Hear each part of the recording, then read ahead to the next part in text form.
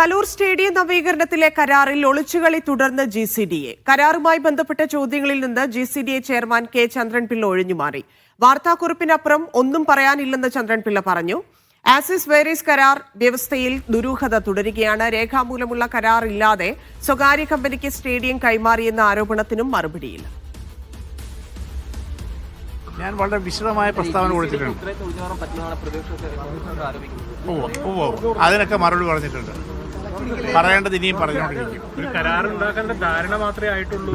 കരാർ എപ്പോഴും ഇല്ലാണ്ട് ഇത്രയും പണികളൊക്കെ ഒരാളെ ഏൽപ്പിക്കാൻ 30-ാം തീയതി വരെ ഒരു സമയം കമ്മ്യൂണിക്കേക്കകത്ത് എല്ലാം ഉണ്ട്. അതിൽ ഈ കാര്യങ്ങളെ പറ്റിയൊന്നും പറയുന്നില്ല. അതിൽ പറഞ്ഞിടത്തോളം കാര്യങ്ങൾ ഇപ്പൊ പറയാനുള്ളൂ. ആ കഥ തുറക്കുന്നേ.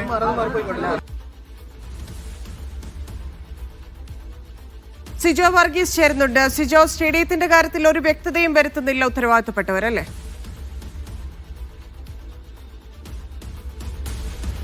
ധന്യ, തീർച്ചയായും അങ്ങനെ തന്നെയാണ്. കാരണം ഒരു പൊതുവായ ഇടത്ത് ഒരു നിർമ്മാണ പ്രവർത്തനങ്ങൾ നടത്തണമെങ്കിൽ അതിനൊരു കരാറുണ്ടാവും. കരാറിൽ എന്തൊക്കെ പ്രവർത്തനങ്ങൾ നടത്തുമെന്ന് ചൂണ്ടിക്കാണിക്കും. അതുമായി ബന്ധപ്പെട്ട് സമയപരിധി ഉണ്ടാകും. ഇതിന് എത്ര രൂപ മുടക്ക് ഉണ്ട്, ഏതൊക്കെ സാധനങ്ങൾ ഉപയോഗിക്കുന്നുണ്ട്, ഏതൊക്കെ രീതിയിലായിരിക്കും നിർമ്മാണ പ്രവർത്തനം നടത്തുക എന്നുള്ള രീതിയിൽ വ്യക്തമായിട്ടുള്ള ഒരു കരാർ ഉണ്ടാകും. ടെൻഡർ നടപടികൾ പൂർത്തീകരിക്കേണ്ടതുണ്ട്.